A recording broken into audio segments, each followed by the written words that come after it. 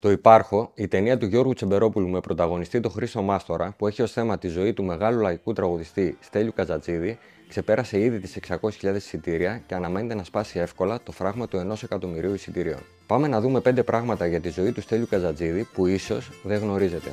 Δυο πόρτες έχει η ζωή. Από όλα τα τραγούδια που ερμήνευσε στη σπουδαία του καριέρα, αυτό που θεωρούσε κορυφαίο ήταν το «Δυο πόρτες έχει η ζωή». Τη μουσική έγραψε ο ίδιος και στίχους η Ευτυχία Παπαγιαννοπούλου.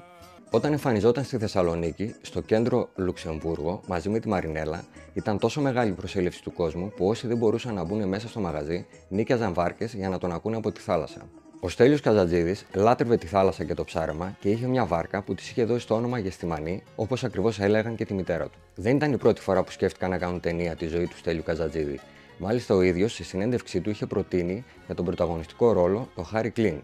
Κοντινός του φίλος είχε αποκαλύψει πως στο τραπέζι των συζητήσεων είχε πέσει και το όνομα του Απόστολου Γκλέτσου. Αυτό θα ήταν πάρα πολύ ενδιαφέρον να το δούμε. Στην κηδεία του Στέλιου Καζατζίδη, του δικού μας Στέλιου, βρέθηκαν περισσότεροι από 10.000 κόσμος που περπάτησαν 2 χιλιόμετρα τραγουδώντας τα τραγούδια του.